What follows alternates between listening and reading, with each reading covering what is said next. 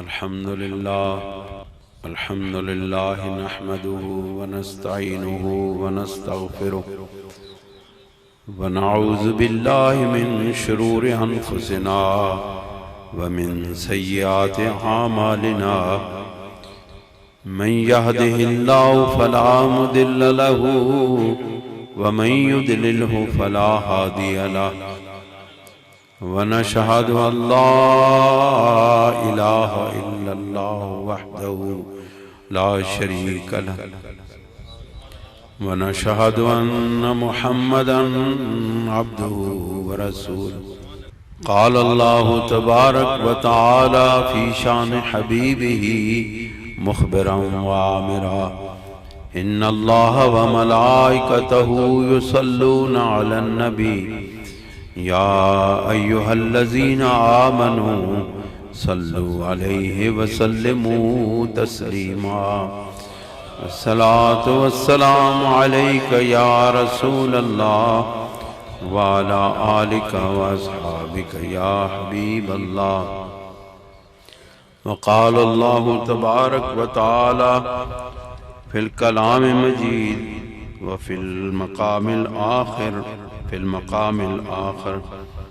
व इज़ क़ाल लुक़मान लिअबीहि व हुव यइज़ुहु या बुनय्य ला तुश्रिक बिल्लाह इन्नश्शिर्क लज़ुल्मुन अज़ीम व वस्सैनल इंसान बिवालिदैहि हमलतहु उम्मुहु वहनन अला वहनिन व फ़िसालुहु फ़ी आमैनि अनिश्कुर ली व लिवालिदैक इलैयल मसीर।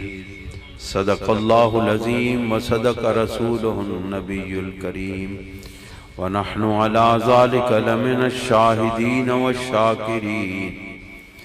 सुब्हान रब्बिका रब्बिल इज़्ज़ति अम्मा यसिफ़ून व सलामुन अलल मुरसलीन वल्हम्दुलिल्लाहि रब्बिल आलमीन।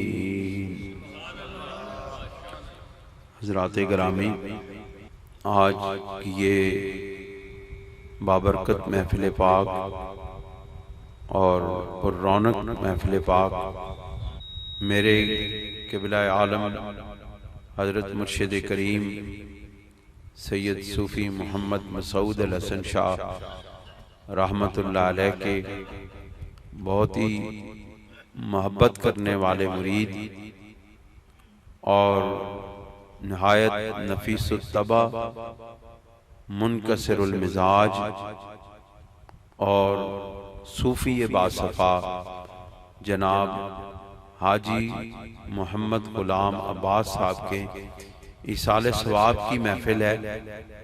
इस महफिल पाक में ये ख्वाजगान की रूहानी तसर्रुफ़ात में से ही मैं शुमार करूँगा और हाजी साहब की वो जो ख्वाजगान के साथ मोहब्बत है उसको पेश नज़र रखते हुए मैं ये कहूँगा कि ये आज के जो दर्स कुरान है ये उनकी तवज्जुहात का ही समरा है। हज़रात गिरामी, मैं अर्ज़ कर रहा था कि ये अजीब इत्तेफाक है कि हमने पिछले महीने से मुख्तलिफ मकामात पर दर्स कुरान का जब आगाज़ किया तो फैसला ये किया गया कि सूरह लुक़मान से दर्स दिया जाए।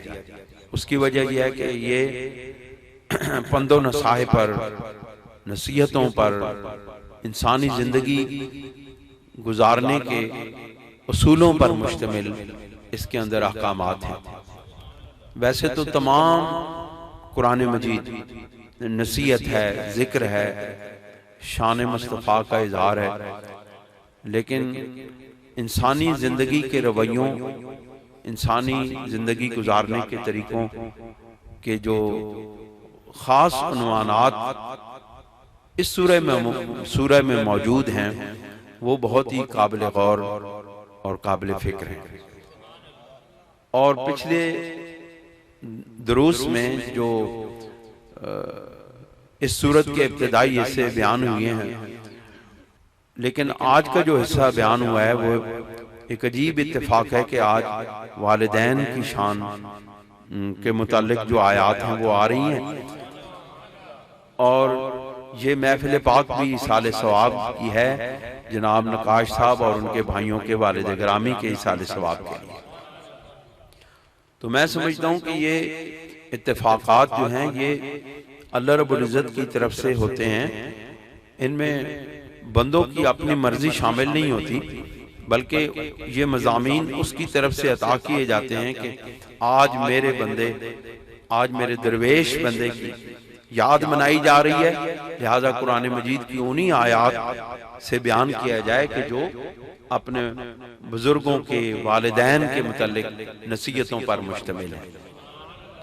दोस्तों, आपने हजरत लुकमान अलैहिस्सलाम के मुतालिक अक्सर उलमा से सुन रखा, आप बहुत बड़े अजीमुशान और बड़े रुतबे के मालिक थे। बाज उलमा कहते हैं कि आपको नबूवत मिली, लेकिन बाज उलमा इससे इख्तिलाफ करते हैं कि आप नबी तो नहीं थे, लेकिन कई हजार अंबिया अलैहिस्सलाम की सोबत इख्तियार करने के बाद उनके सोबत याफ्ता थे, और उनके सोबत का ये असर था कि आपकी जुबान में, आपके कलाम में वो तासीर थी कि जो तासीर अंबिया अलैहिस्सलाम की जुबान में होती है। ये होता है सोबत का असर, यानी कि आपको अंबिया अलैहिस्सलाम की सोबत मिली, उस सोबत का असर ये हुआ कि आपकी जुबान में वही तासीर पैदा हो गई जो अंबिया अलैहिस्सलाम की जुबान में हुआ करती है।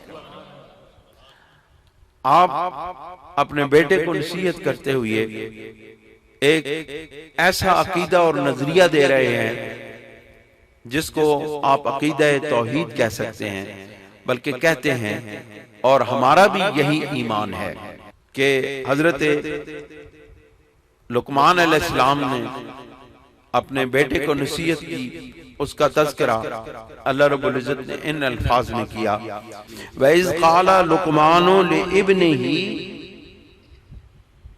व हुवा यइज़ुहु, कि जब हजरत लुकमान अलैहिस्सलाम ने अपने बेटे को ये बात की, ये फरमाया, जबकि वो उनको अपने बेटे को नसीहत कर रहे थे कि या बुनैया, ऐ मेरे बेटे, ला तुशरिक बिल्लाह, अपने रब का किसी को शरीक मत करना।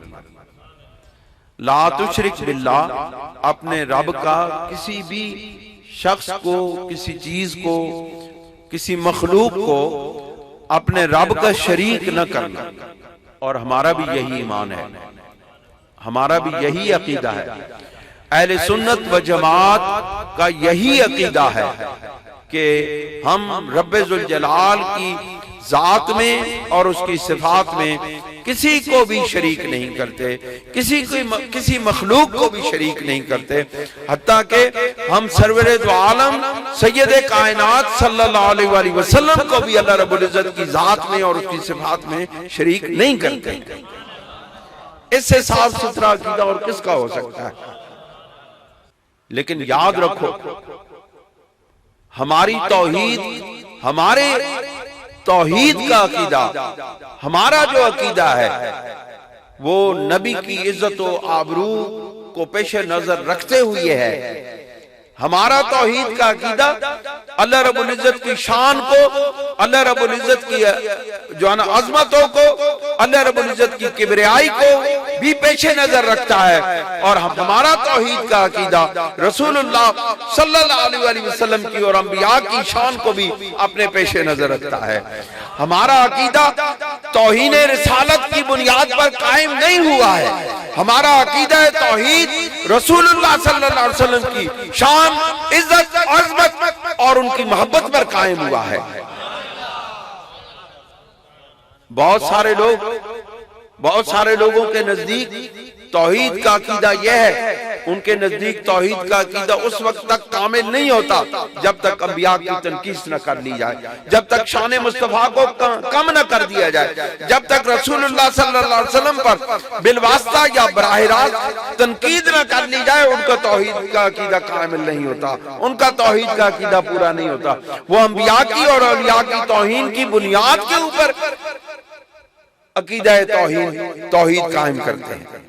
जिस तरह बाज मकातिब फिक्र के लोग सहाबा कराम रिजवानुल्लाह ताला अलैहिम अजमईन की तौहीन की बुनियाद पर सहाबा कराम अहले बैत अतार की अजमत तौकीर और इज्जत का अकीदा कायम करते हैं। लेकिन हमारा अकीदा बहुत वाज़ेह है। अहले सुन्नत व जमात के लोगों, सुनो, आप इस दुनिया के सुरुए जमीन के खुशकिस्मत तरीन लोग हैं। आप जैसा अकीदा हजरत साहब किसी का भी नहीं है। आप तौहीद को मानते हैं तो अल्लाह रब्बुल इज्जत की अजमतों को पेश नजर रख के मानते हैं। आप तौहीद को मानते हैं तो रसूलुल्लाह की शान और इज्जत व आबरू को अपनी आंखों में बसा के मानते हैं। आप तौहीद को मानते हैं तो रिसालत के साथ जोड़ के मानते हैं, क्योंकि जब रिसालत और नबुव्वत पर आपका ईमान हो गया तो आपका ये ईमान हो गया कि नबुव्वत और रिसालत के जो साहिब होते हैं वो मखलूक के खुदा होते हैं। जब मखलूक मान लिया तो तौहीद का अकीदा कायम हो गया। मैं तो हमेशा ये कहता हूँ कि इस रुए जमीन पर अहले सुन्नत व जमात से साफ सुथरा अकीदा, साफ सुथरे अकायद किसी और के हो ही नहीं सकते। आप खुशकिस्मत हैं। आपको मैं यकीन दिलाता हूं, हजरत इमाम रब्बानी अपने मुर्शिद करीम, जिनके हम गुलाम इब्ने गुलाम, गुलाम इब्ने गुलाम, गुलाम इब्ने गुलाम, उनका यह अकीदा है। उनका अकीदा यह है कि निजात उखरवी अकीदा हक अहले सुन्नत व जमात के अकायद पर कायम रहने से आप निजात याफ्ता ग्रोह के साथ ताल्लुक रखते हैं। आप उन लोगों के साथ शामिल हैं, आप उन लोगों में शामिल हैं जिनको रसूलुल्लाह की शफाअत नसीब होगी। आप उन लोगों में शामिल हैं जिनको कब्र में रिसालत मआद सल्लल्लाहु अलैहि वसल्लम का दीदार अता होगा। आप वो लोग हैं जो इस रुए जमीन पर खुशकिस्मत तरीन लोग हैं जो रसूलुल्लाह सल्लल्लाहु अलैहि वसल्लम की गुलामी में आए हैं, जिनको रसूलुल्लाह सल्लल्लाहु अलैहि वसल्लम की नबुव्वत और रिसालत पर ईमान लाने का मौका मिला है, जिनको अल्लाह रब्बुल इज्जत की जात और सिफात पर ईमान लाने का मौका मिला है। आप वो लोग हैं।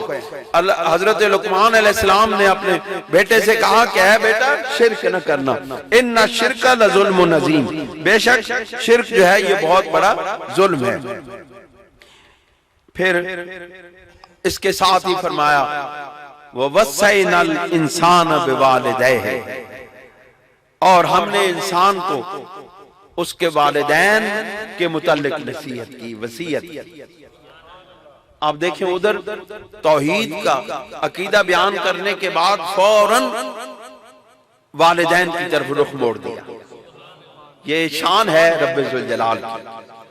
ऐ लोगों, जिनके वालिदैन जिंदा हैं वो अपने वालिदैन की कदर करें कि अल्लाह रब्बुल इज्जत ने अपनी तौहीद के अकीदे के साथ वालिदैन की इज्जत और आबरू और उनकी शान और उनकी खिदमत के साथ अल्लाह रब्बुल इज्जत ने इस कलाम को जोड़ दिया। वो वस्सैनल इंसान बिवालिदैहि, और हमने इंसान को नसीहत की उसके वालिदैन के बारे में। क्या नसीहत की? हमलतहु उम्मुहु वहनन अला वहनन। क्या है इंसान, तू जरा अपनी तख्लीक पे गौर कर। ऐ इंसान, तू आया किधर से है, उस मकाम को पहचान। आप देखें कि पहले अल्लाह रब्बुल इज्जत ने इरशाद फरमाया कि ववस्सैनल इंसान बिवालिदैहि, हमने इंसान को उसके वालिदैन के बारे में नसीहत की। अब वालिदैन का जिक्र हुआ, लेकिन पहले जिक्र हुआ है मां का। पहले किसका जिक्र हुआ? अब वालिदैन में दोनों आ गए, लेकिन अब तखसीस कर दी गई है अगले कलाम में कि हमलतहु उम्मुहु वहनन अला वहनन, कि उसकी मां ने दुख पर दुख उठा के, ज़ौफ़ पर ज़ौफ़ उठा के, तकलीफ पर तकलीफ उठा के उसको अपने पेट में रखा है। यह सबसे मुश्किल मकाम है इंसानी तख्लीक। इंसान को रब्बे ज़ुल जलाल ने पैदा किया। खालिक कौन है? रब्बे ज़ुल जलाल। खालिक कौन है? रब्बे ज़ुल जलाल। उस रब्बे ज़ुल जलाल की सिफते खालिकियत के अंदर हिस्सा कौन डाल रहा है? मेरी और आपकी मां। कौन डाल रहा है? मेरी और आपकी मां। खालिक वो है, लेकिन एक तख्लीक तुम्हें अपनी मां ने भी किया है। उसके हुक्म से मखलूक में तख्लीक हुई है, हुक्म उससे तख्लीक में आए, उसके हुक्म से तख्लीक में आए, लेकिन पैदा किसने किया? तुम्हारी मां ने। और अल्लाह ताला ने उस मरहले जिंदगी को, उस मरहले हयात को, जिसके रहम में मैंने और आपने कमोबेश 9 महीने एक हयात की कैफियत गुजारी है, एक जिंदगी गुजारी है, एक हयात गुजारी है। वो अंधेरों पर अंधेरे छाए हुए हैं, वो अंधेरों पर अंधेरों का मकाम है, लेकिन याद रखो उसमें मां फिर भी आपको अपने जिगर का खून देकर आपकी परवरिश कर रही होती है। कभी सोचा, कभी इंसान तूने अपनी तख्लीक पर गौर किया कि वहां पर तुम्हें कौन खुराक देता है? वहां तुम्हारी मां का खून तुम्हें पिलाया जाता है। इसलिए अपनी मां का, अपने बाप की कदर करो, अपने मां की खिदमत करो, अपने मां के कदमों में बैठकर उसके कदमों को बोसा दिया करो। ये तुम्हारी जन्नत है। दोस्तों, अल्लाह करीम इरशाद फरमाते हैं, हमलतहु उम्मुहु वहनन अला वहन व फिसालहु फी आमैन। अब वहां भी पेट में रख के भी तुम्हें खिलाती पिलाती रही। अब जब तुम बाहर आए तो अल्लाह रब्बुल इज्जत इरशाद फरमाते हैं, व फिसालहु फी आमैन, उसने 2 साल तुम्हें दूध पिलाया। वहां अपना खून पिलाती रही, यहां तुम्हें अपना दूध पिलाती रही। वहां भी तुम्हारी तख्लीक के उस मरहलों के दौरान में तुम्हारी मां तुम्हारी हयात का सबब बनी रही, क्योंकि जब तक बच्चे को मां के पेट में खुराक न मिले वो जिंदा नहीं रह सकता। अजीब बात है, रब्बे ज़ुल जलाल की हैरतनाक ये मामलात हैं, ये मरहले हैं। कभी सोचें, आपको रब याद आ जाए। रब को पाने के लिए, रब की मार्फत पाने के लिए इंसान अगर सिर्फ इसी मामले पर गौर कर ले तो अपने रब को पा ले। आप बताएं, इंसानी हयात के लिए एक तो खुराक की जरूरत है, लेकिन खुराक के बगैर वो कुछ अरसे तक जिंदा रह सकता है, लेकिन सांस लिए बगैर तो वो नहीं जिंदा रह सकता। लेकिन देखो, तुम्हें तुम्हारी मां के पेट के अंदर, मां के रहम के अंदर 9 महीने तक तुम्हें बगैर सांस के जिंदगी रब्बे ज़ुल जलाल देता रहा। कभी गौर किया इस पर? कभी इस बात पे गौर किया कि वहां तो इंसान सांस नहीं ले सकता, इंसान सांस नहीं ले सकता, लेकिन वो जिंदा कैसे रहता है? वहां हवा पहुंचाने का कोई जरिया नहीं। आप साइंस पढ़ ले, आप बायोलॉजी पढ़े, आपको साइंस, ये सारे जो मेडिकल स्टूडेंट हैं उनको मालूम है कि मां के रहम के अंदर सांस लेने का कोई जरिया नहीं, लेकिन फिर भी बच्चा अपने मां के पेट के अंदर बगैर सांस लिए जिंदा रहता है। अरे लोगों, जो 9 महीने बगैर सांस लिए मां के रहम में जिंदा रख सकता है, अरे लोगों, वो कब्र में तुम्हें क्यों नहीं जिंदा रख सकता? जरा सवाल है, मेरा सवाल है, आपके सामने सवाल है कि जो रब्बे ज़ुल जलाल मां के रहम में इतने अरसे तक बगैर सांस लिए तुम्हें जिंदा रख सकता है, वो कब्र में बगैर सांस लिए तुम्हें क्यों नहीं जिंदा रख सकता? इसलिए हयात उखरवी का इनकार करने वालों, जरा अपनी तख्लीक पे गौर करो, तुम्हें मालूम हो जाएगा कि अल्लाह रब्बुल इज्जत के बंदे अपनी कब्रों में जिंदा हुआ करते हैं। क्यों जी? कोई गलत गल की, दलील नाल गल की, कोई इसकी तरदीद करके दिखाए। कोई बड़ा वड्डे तो बड़ा मौलवी साहब, कोई आलम दीन, कोई सब तो बड़े आलम। जरा इस बात की तरदीद करें कि माँ के पेट में बगैर सांस लिए वो किस तरह जिंदा रहता है, जरा इसके जवाब देते। अगर वहां जिंदा रहता है, किसकी कुदरत से जिंदा रहता है? हमारा ईमान ये है कि वो कुदरत इलाही से जिंदा रहता है, और वही कुदरत इलाही कब्र में भी काम करती है। इसलिए हमारा अकीदा है कि अल्लाह के वली कब्रों में हयात होते हैं, अल्लाह के नबी कब्र में हयात हैं, अल्लाह के नबी अपने हुजरे अक़दस में हयात में हैं। दोस्तों और बुजुर्गों, फरमाते हैं कि हमलातहु उम्मुहु वहनन अला वानिन व फिसालु फी आमैन अनिश्कुर ली, इस पर तू मेरा शुक्र अदा कर। हैं दुख उठाए मां ने, तकलीफ ज़ौफ़ पर ज़ौफ़, तकलीफ पर तकलीफ, इतनी शिद्दत की तकलीफ होती है वो कोई मां ही जानती है। वो तकलीफ पर तकलीफ उठाने के बाद अल्लाह रब्बुल इज्जत कहता है अनिश्कुर ली वल वालिदैन, मेरा शुक्र अदा करो और अपने वालिदैन का शुक्र अदा करो। अपने शुक्र इसलिए कि वो खालिक है, वो मालिक है, वो राज़िक है, उसने तुम्हें पैदा किया है। और वालिदैन का शुक्र इसलिए कि उसकी तख्लीक में वो हिस्सेदार बने, उसकी तख्लीक में वो हिस्सेदार बने हैं, उसकी तख्लीक में वो काम आए हैं, उसकी तख्लीक के उस अमल में, उसकी तख्लीक के उस प्रोसीजर में, उसकी तख्लीक के उस मंसूबे में वो हिस्सेदार बने हैं। इसलिए जिस तरह रब का शुक्र अदा करना लाजिम है, इसलिए वालिदैन का शुक्र अदा करना भी लाजिम है। अल्लाह रब्बुल इज्जत ने अपने शुक्र के साथ वालिदैन का शुक्र जोड़ के रख दिया है, बता दिया है कि जो लोग अल्लाह ताला का शुक्र अदा करते हैं वो वालिदैन का शुक्र अदा करते हैं, और जो वालिदैन का शुक्र अदा करते हैं वो दर हकीकत रब का शुक्र अदा करते हैं, और जो वालिदैन का शुक्र अदा नहीं करते वो दर हकीकत अपने रब का भी शुक्र अदा नहीं करते। दोस्तों और बुजुर्गों, इसलिए इब्तिदा अपने वालिदैन के शुक्र से, उनकी खिदमत से करो, रब ताला राजी हो जाता है।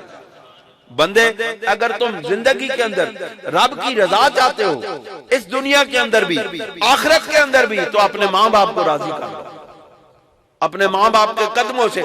जिनके वालिदैन, लोगों कुरान सुन रहे हो, जिनके वालिदैन अपने बच्चों से नाराज हैं, वो आज इस महफिल खत्म करने के बाद जाके अपनी माँ के, अपने बाप के कदमों को पकड़ कर उनको राजी कर लें, आज ही आप पर रब ताला राजी हो जाएगा। मैं ईमान से कहता हूं, जिनके वालिदैन अपनी औलाद से राजी हो जाते हैं, उनके लिए रब्बे जुल जलाल रिज़्क़ के दरवाजे खोल देता है। क्योंकि ऐ लोगों, तुम्हें रिज़्क़ मिलता है तो अपने वालिदैन की दुआओं से मिलता है, तुम्हें विलायत मिलती है तो रब अल्लाह ताला के बाद अल्लाह ताला के हुक्म के साथ वालिदैन की दुआओं से मिलती है, तुम्हें जो मकाम और मर्तबा मिलता है तुम्हें अपने वालिदैन की दुआओं से मिलता है, तुम्हें अगर मुर्शिद मिलता है तो अपने वालिदैन की दुआओं से मिलता है। ये राह हक, ये सच्चाइयों के रास्ते, ये हकीकतों के रास्ते, ये रब ताला के पहुंचने, रब ताला की मार्फत और उस तक पहुंचने के ये सारे रास्ते आपके वालिदैन के कदमों के अंदर से गुजर के जाते हैं।